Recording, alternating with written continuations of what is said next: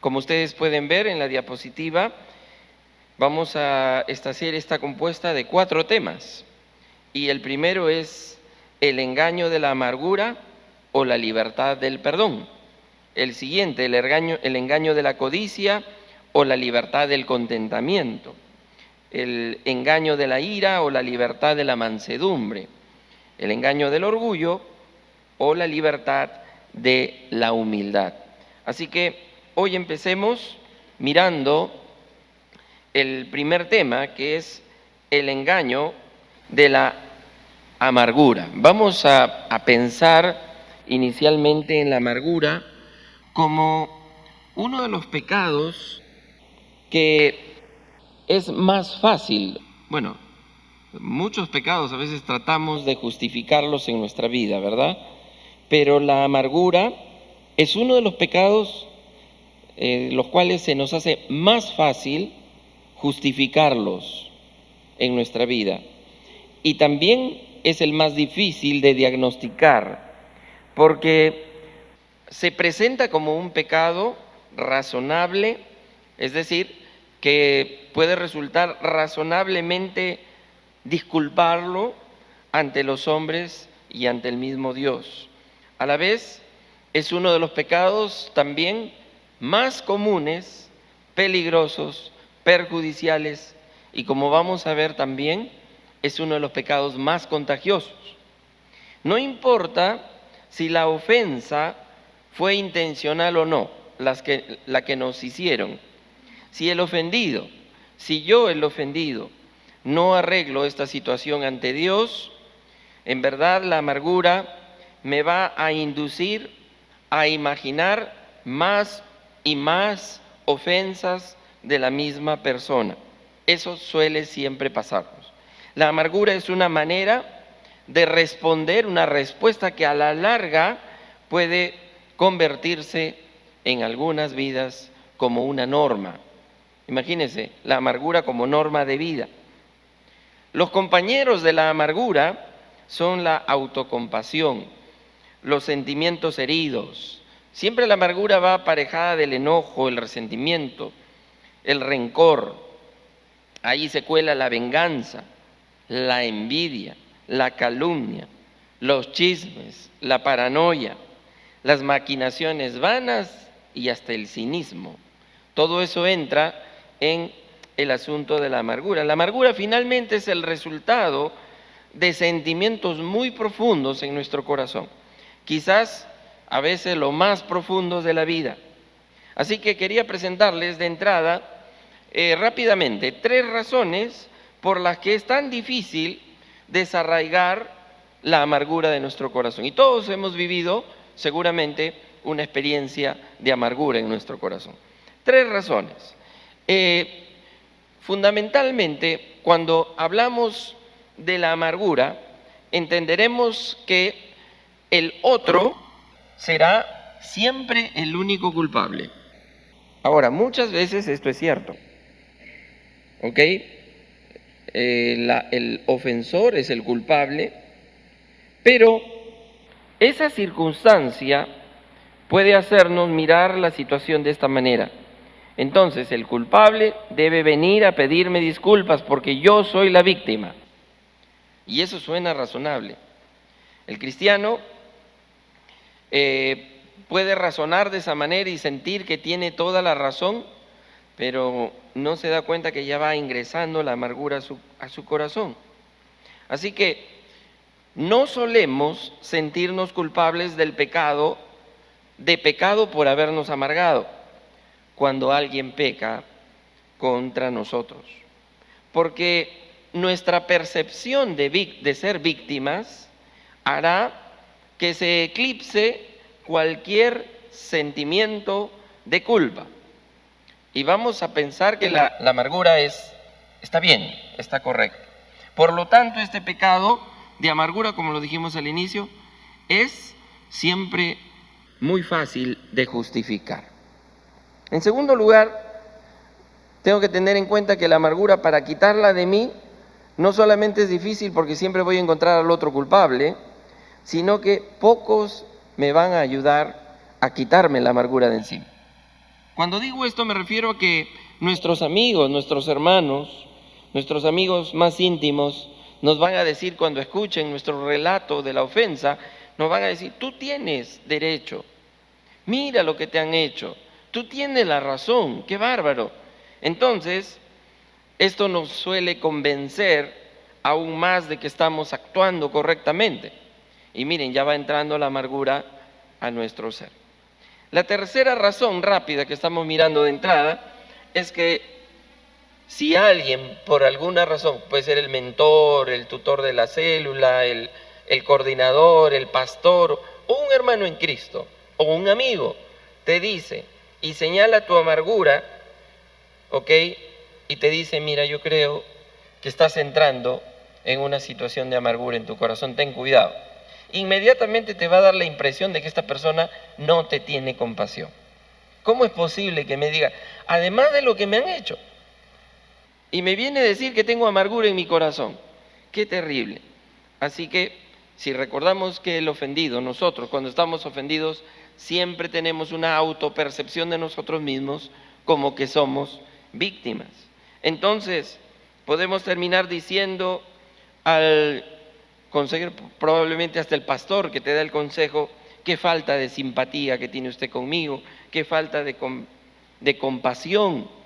Y por lo general nos amargamos con personas que pueden ser cercanas a nosotros porque no nos permiten, digamos, sentirnos libres en nuestra amargura. Así que quiero mirar con ustedes las consecuencias de esta amargura.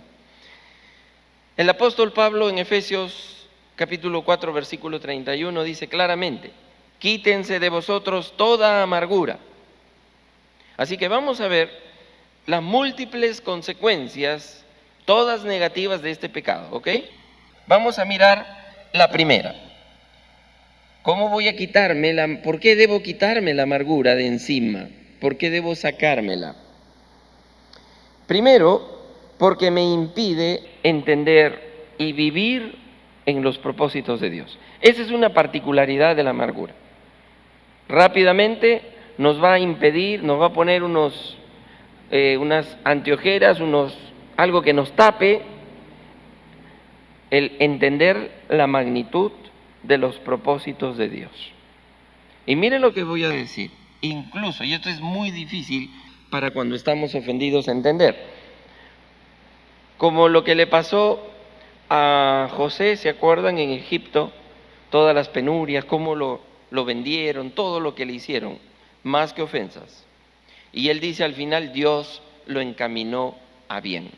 Es decir, no permitió que la amargura entre en su corazón y eso le permitió ver los propósitos de Dios. No estoy diciendo que Dios te envía gente a ofenderte para que tú comprendas algunos propósitos de Él. No, sino estoy diciendo que a pesar de que hay personas que te pueden hacer daño, ofender una vez o en forma reiterativa, aún así, en medio de esa circunstancia dolorosa, también podemos vivir y entender los propósitos de Dios. La amargura no lo permite. En segundo lugar, otra consecuencia de la amargura es que siempre voy a estar en la posibilidad de contaminar a otros. Siempre es así. Así que hay uno de los pasajes que usted conoce, seguramente más penetrantes de la Biblia, a través del autor a los Hebreos, él dice lo siguiente: mirad bien, no sea que alguno deje de alcanzar la gracia de Dios, que brotando alguna raíz de amargura os estorbe y por ella muchos sean contaminados. Miren, y por ella muchos sean contaminados, brotando alguna raíz de amargura. ¿Ok? La amargura nunca se queda sola en casa. La amargura generalmente no se queda con nosotros. Siempre la amargura busca amigos. Por eso es el pecado más contagioso. Si no la detenemos, puede llegar a contaminar a todo un grupo de amigos, a una célula, a una familia, a una congregación. Sí, la amargura puede causar eso. Cuando, por ejemplo, tenemos un huerto o una chacra y esa chacra es invadida por hierbas que son dañinas. Uno puede decir, bueno, para que no se vean estas hierbas y como sé que son dañinas, voy a cortarlas y las corto a ras, ¿ok? Solamente estoy cortando la parte superior para que no se vea, para que la amargura no sea tan obvia. ¿Sabe qué? Cada pedazo de raíz que queda en el piso, en el suelo de tu vida, va a volver a brotar si es que no se extrae por completo, ya que cada vez, por cada raíz de amargura que quede, inevitablemente en algún momento de tu vida van a haber brotes de amargura. Así que el hecho de que tú no veas hierbas de amargura, finas hierbas, ¿ok? En mi vida, que yo las he podado para que no se vean, eso no significa que no existan. Y eso es una tarea que tenemos que cumplir espiritualmente y delante de Dios. Hacer un autoexamen nosotros mismos. Allí bajo tierra, bajo la tierra de mi corazón, van a germinar, se van a nutrir, van a crecer, van a brotar, van a salir a la superficie. Y a veces no es al momento, salen en otros momentos de la vida. Y eso juega una mala pasada a muchas personas. En estas semanas tratando con un joven adolescente, como después de toda una infancia y una preadolescencia, de violencia, de problemas en el hogar, hoy ese joven se ha transformado, recién han brotado esas raíces. Y qué terrible, los padres no saben qué hacer. Pero si hubieran hecho lo correcto, probablemente hubieran evitado muchas cosas. Entonces, ese es el tema con la amargura. Y Hebreos nos advierte que la amargura puede quedar bajo la superficie, alimentándose y multiplicándose, pero saldrá a la luz inevitablemente cuando menos lo esperamos. Así que, si contamino a otros, los compañeros míos, los que están a mi alrededor, van a tomar sobre sí la ofensa y posiblemente ellos también se irriten cuando yo, después que los he contaminado, termine perdonando a la persona y vengan ellos y me digan, pero ¿cómo que lo perdonaste? ¿Pero cómo es posible la injusticia que te hizo? Suele suceder. ¿Por qué lo perdonaste? No debías haberlo hecho sufrir. Suele suceder. Otra consecuencia es que pierdo perspectiva en la toma de decisiones. Notemos aquí, sí, se pierde la perspectiva. Cuando hay amargura en el corazón, las decisiones se toman en función de esa raíz. Esta raíz termina influenciando nuestras decisiones. Notamos la condición del salmista cuando estaba amargado. Miren lo que escribe en el Salmo 73, 21 y 22. Dice, se llenó de amargura mi alma y en mi corazón sentía punzadas. Tan torpe era yo que no entendía. Era como una bestia delante de ti. Miren, subrayen, torpeza y se sentía como un fuerte lenguaje que usa el salmista. Pero esto nos dice que nos volvemos torpes para tomar decisiones, porque mis decisiones se convierten en decisiones filtradas por mi profunda amargura. Entonces, estas decisiones no provienen de Dios y generalmente se vuelven legalistas. Cuando la amargura echa raíces y se convierten, como dijimos al principio, en una norma de vida, la persona ve, estima, evalúa, juzga y toma decisiones en función de su espíritu amargo. Así que en el alivio de querer buscar algo que lo haga sentir mejor, como la venganza, quien está amargado empieza a invocar los nombres de otras personas, ya siempre con exageraciones, y con generalizaciones. Todo el mundo está de acuerdo con esto, o nadie quiere a Mengano, o todo el mundo, nadie pertenece. Bueno, son palabras que están ligadas al léxico de la amargura. Así que tengamos cuidado. Otra consecuencia es que la amargura siempre suele disfrazarse de sabiduría y de discernimiento. La amargura se muestra sabia, ¿sabía usted eso?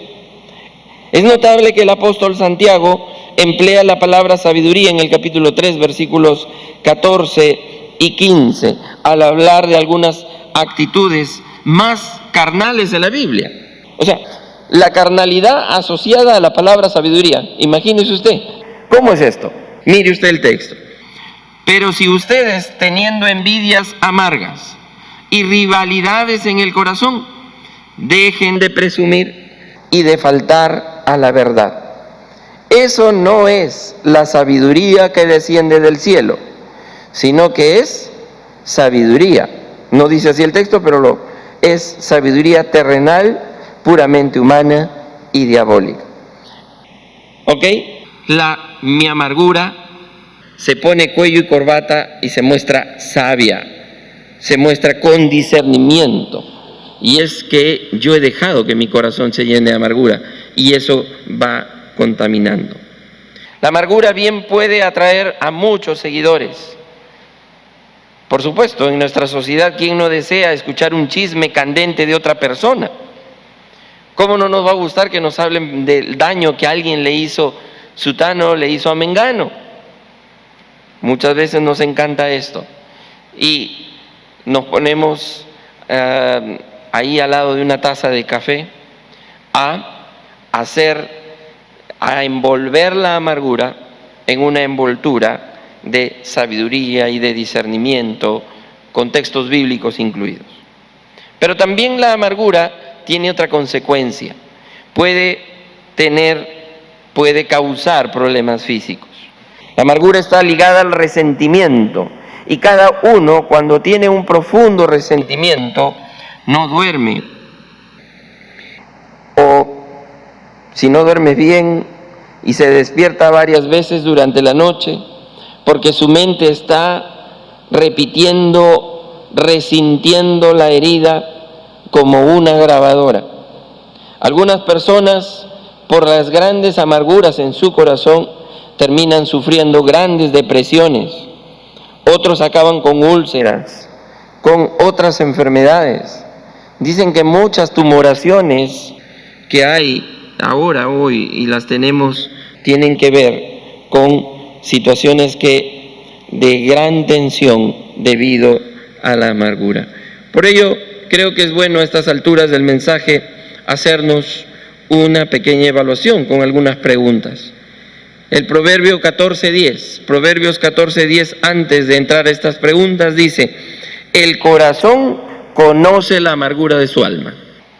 ¿Sabe qué me quiere decir esto? Yo conozco mis amarguras y tú debes conocer las tuyas. Tenemos que inquirir en nosotros mismos. El corazón conoce la amargura de su alma. No estoy yo para descubrir las tuyas. Tú descúbrelas. Yo debo delante del Señor escudriñar mi corazón. ¿Hay algún dolor que aparece frecuentemente en mi mente? Y es recurrente, ¿verdad?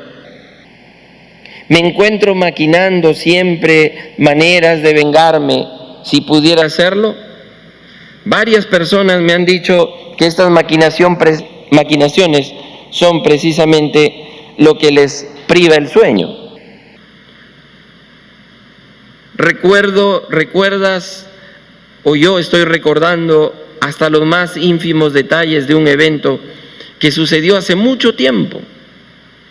Miren, a mí me pasa, yo soy una persona que no tiene buena memoria, aunque parezca mentira, me olvido, pero cuando se trata de una amargura, no me olvido de nada. Todavía no entiendo, le tengo que preguntar a algún doctor que me explique qué es lo que pasa.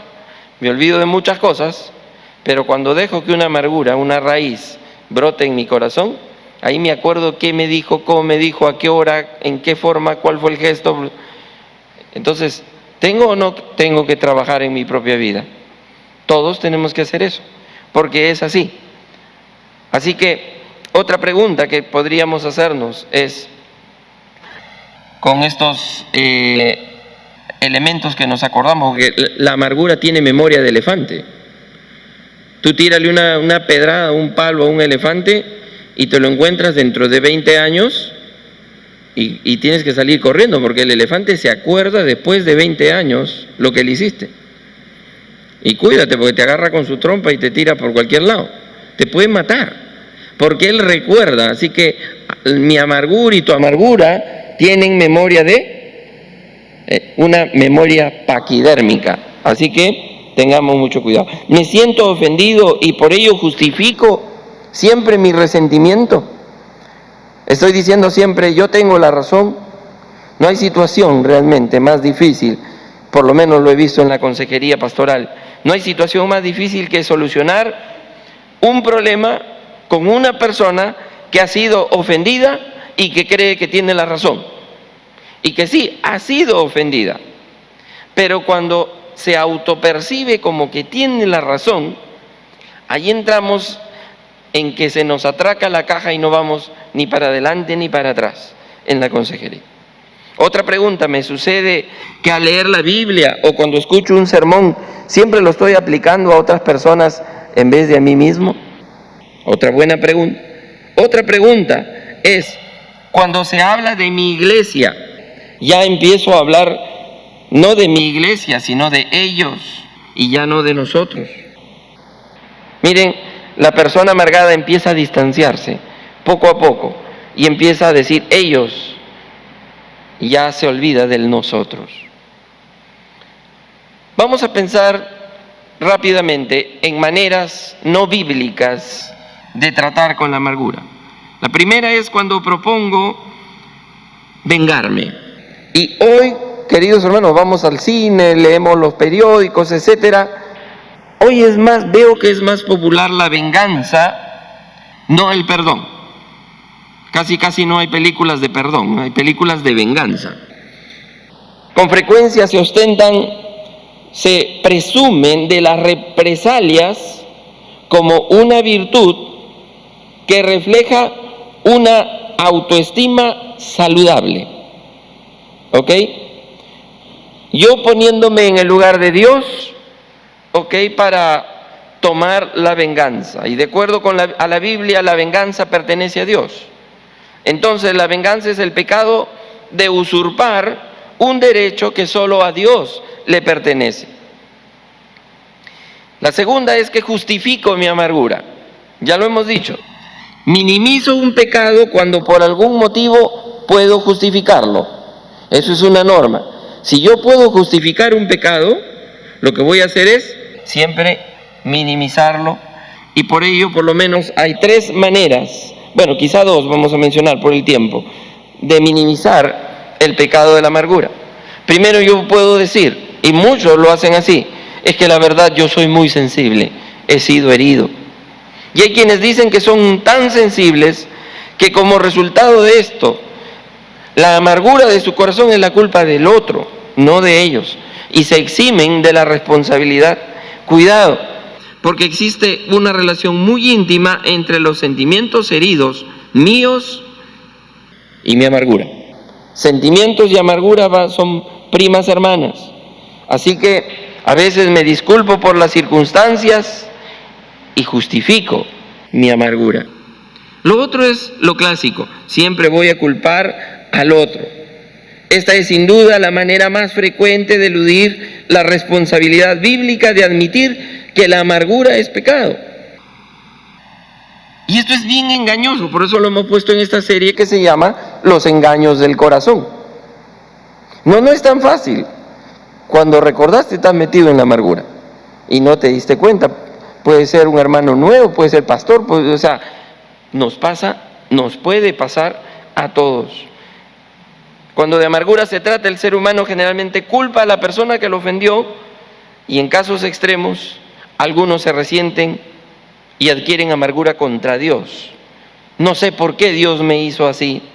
¿Dónde estaba Dios cuando esto me sucedió?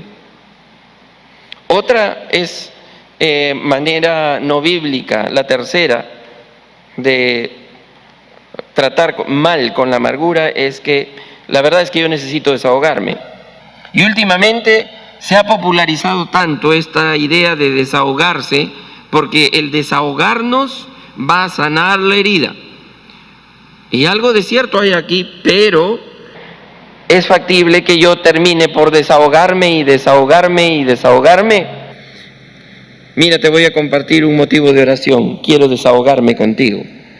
Y después voy al otro hermano y a la hermana y le digo, también quiero compartirte este otro motivo de oración. Quiero desahogarme, porque sabes que cuando yo me desahogo me siento bien.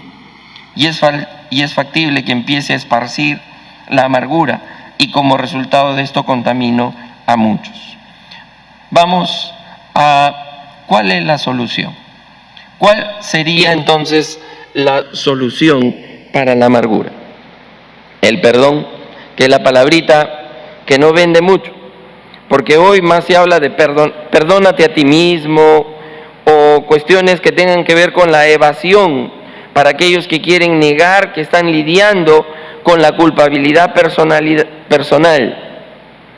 No es fácil hablar del perdón. ¿Es fácil perdonar, hermano? No. Pues implica preguntarnos cómo reconciliamos dos grandes virtudes. Por un lado, la justicia, porque se requiere justicia cuando alguien te ofendió, te hizo daño.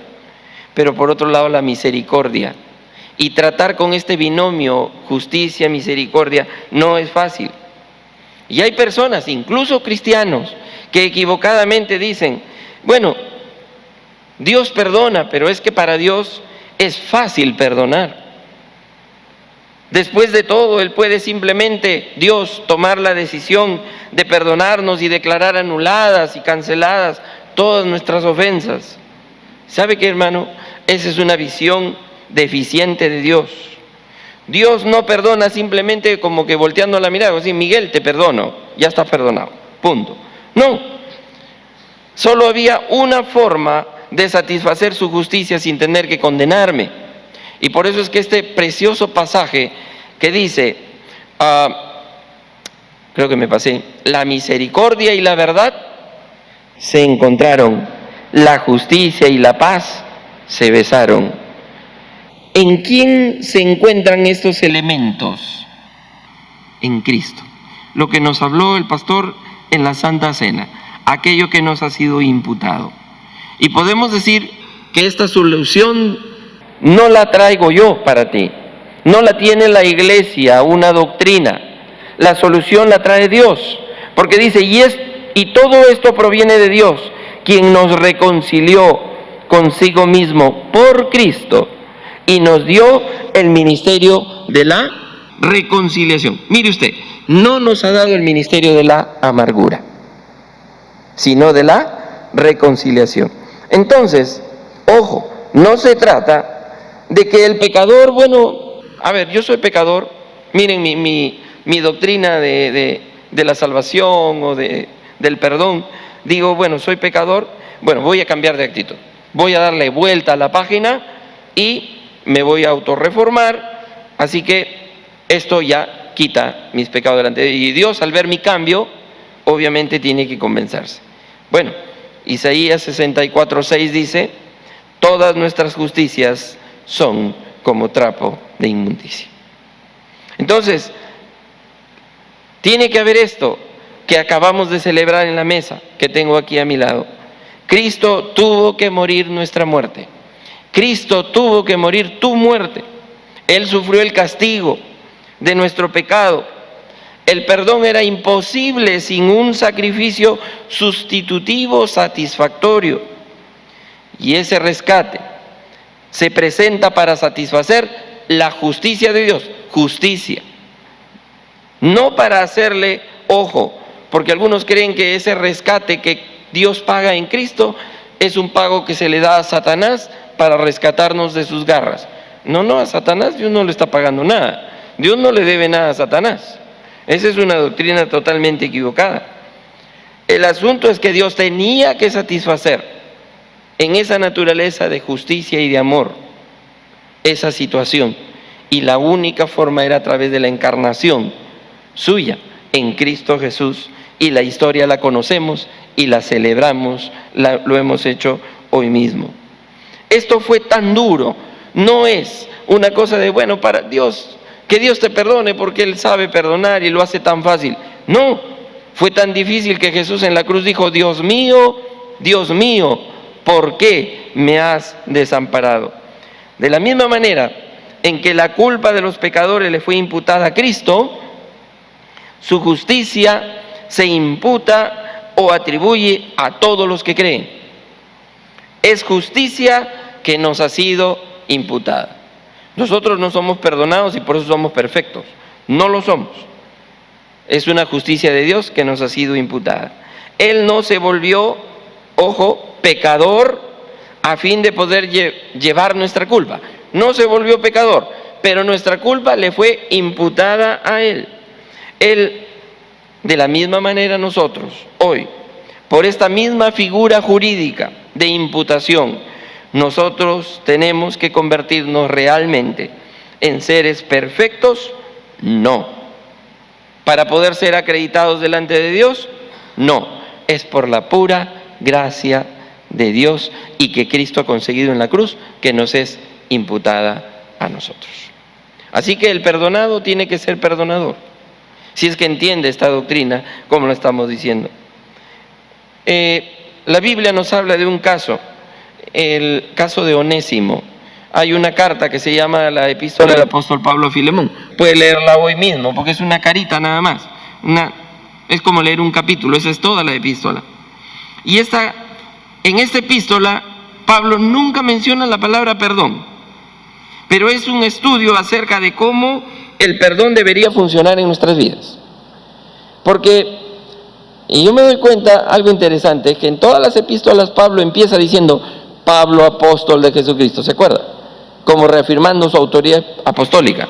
Pero en la de Filemón él no escribe así, sino más bien empequeñece su autoridad apostólica en lugar de afirmarla. Y es que su objetivo era apelar a que Filemón perdone con libertad. Filemón era el amo, Onésimo el esclavo, que se había ido robándole y lo había dejado y abandonado. Pablo no quería decirle, Filemón, yo te presiono porque yo tengo autoridad sobre ti. No, sino que él lo deja en esa libertad. Porque hay un principio aquí muy importante, y es que el ofensor, a quien tú y yo, a ese que nos hizo daño, o los que nos hicieron daño, sea que estén vivos, que ya no estén con nosotros, ellos, es cierto, te agredieron a ti o me agredieron a mí. O si tú eres ofensor, agredimos a alguien, ¿sabes? Ese pecado no es en primer lugar contra esa persona, sino es contra Dios. Por eso David en el Salmo 51 decía, contra ti solo he pecado. Ustedes saben, ¿no?, que el Salmo 51 se escribió después de que él había hecho por tener a Betsabé, lo había agarrado al esposo, ¿se acuerdan la historia, no? Lo mandó a la guerra y lo puso adelante para que lo maten, y lo mataron. Y se agarró a la esposa, un pecado terrible. Pero, sin embargo, no es que él estaba minimizando lo que había hecho era un asesinato, adulterio y asesinato. Pero, ¿qué dice él? No está diciendo, no, yo no he pecado contra Urías, porque Urías no, ni contra Betsabé, no está diciendo eso, sino que está diciendo que su pecado es en primer lugar un pecado grave ante Dios. Primero es así. Así que ahí está Filemón, que tiene una responsabilidad ante la iglesia de Colosas. Y lo que hace Pablo es lo siguiente: hace la carta, se la da a Onésimo y le dice, anda y tú se la entregas a Filemón. Las leyes decían en ese entonces que Filemón, como amo, podía hacerle lo que quiera, porque había infringido la ley, y la pena de muerte pendía sobre él. Pero él va con la carta, y miren, rápidamente solamente les quiero decir algunas cosas.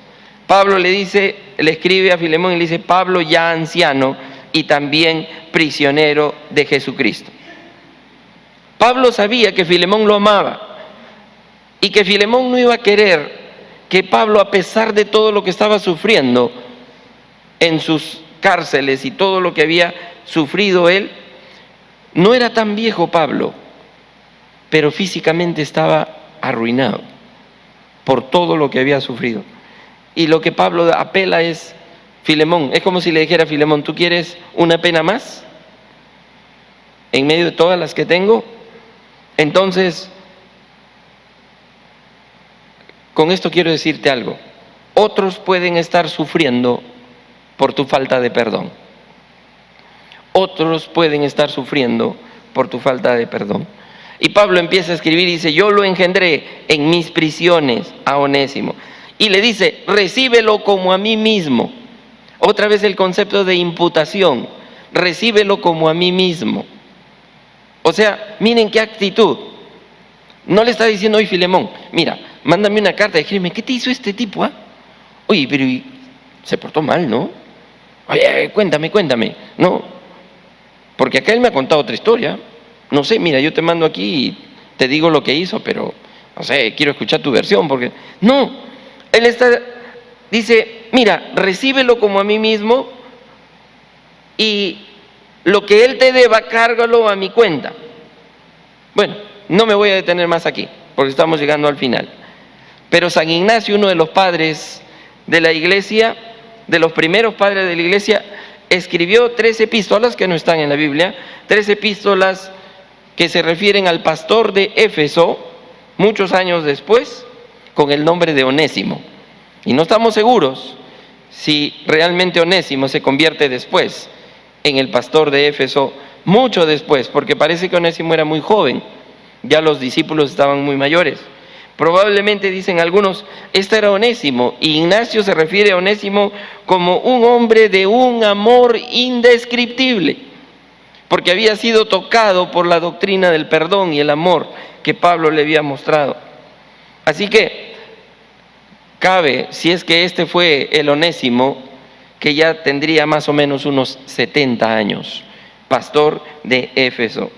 Así que cuando el autor a los hebreos escribe, dice, sigan la paz y la santidad, sin la cual nadie verá al Señor, eso quiere decir que frente a la amargura, a las raíces que todavía no he sacado, que solo las he cortado al ras, yo debo establecer la santidad como meta de mi vida.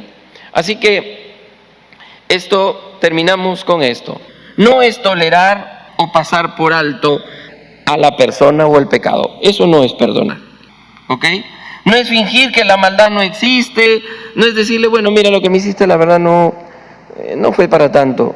No estamos diciendo que el perdón es consentir y aguantar. Eso no es el perdón bíblico. Primera de Pedro 5:7 dice, echen toda vuestra ansiedad sobre Él porque Él tiene cuidado de vosotros. Entonces implica una actitud de sacarlo fuera de nosotros. Tenemos que sacarlo porque a los primeros a los que nos hace daño la amargura es a nosotros mismos.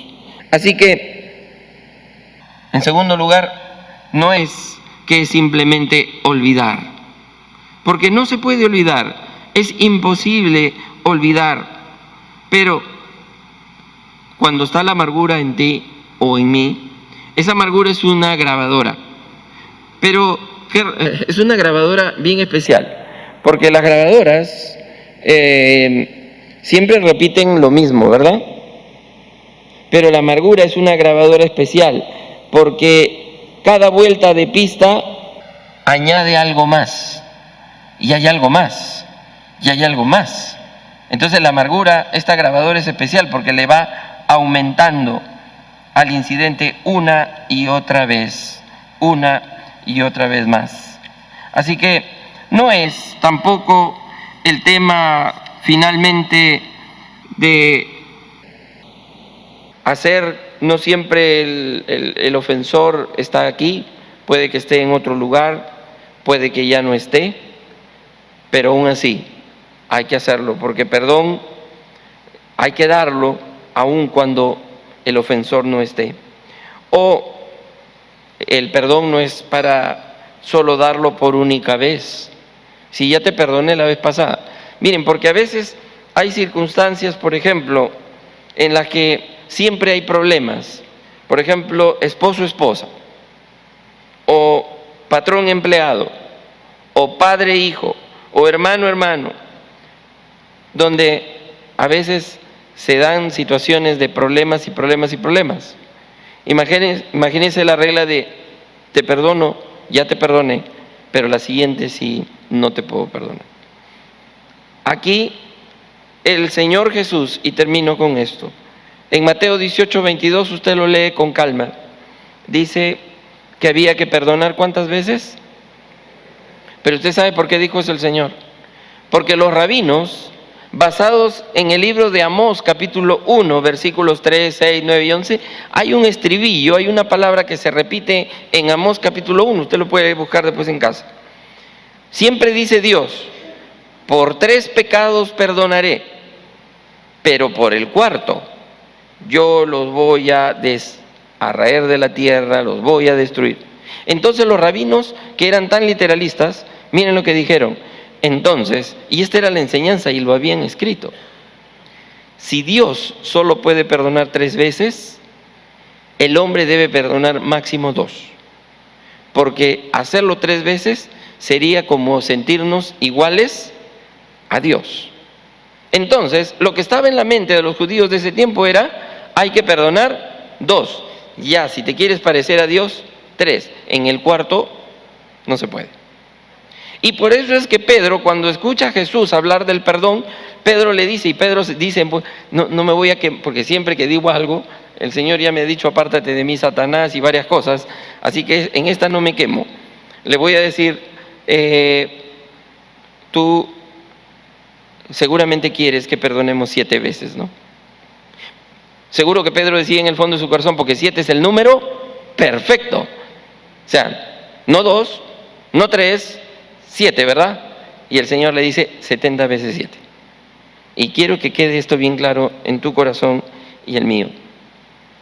Eso de perdonar no es solo por única vez, debe marcar el punto final. Porque, pregunto, aquí hay una cuestión lógica. Si tú perdonas una vez y dices que después has perdonado una segunda vez, y dices que después has perdonado la tercera vez, ¿qué significa eso? Que estás llevando tu cuenta. Los rabinos decían, si perdonaste una vez, toma nota. Segunda vez, toma nota. Y ellos iban con su documento y diciendo, aquí está, perdoné 1, perdoné 2 y hasta 3 como Dios. Pero ahora me ha vuelto a fallar en la 4. Muerto. Si tú y yo ponemos el perdón en un Excel, para irlo contabilizando, del primero al segundo quiere decir que no has perdonado, porque lo tienes presente. O sea, no puede haber ni 2 ni 3, siempre tiene que ser una vez, porque si ya perdonaste, se borró, o si no, lo que quiere decir, no sé si me entiende usted, es que no has perdonado, es que no he perdonado, y lo que estoy haciendo es llevarla la cuenta. Va una masa, mira, hasta el día que esto explota. Cuidado, porque de lo que se tratan son de lidiar con los engaños del corazón.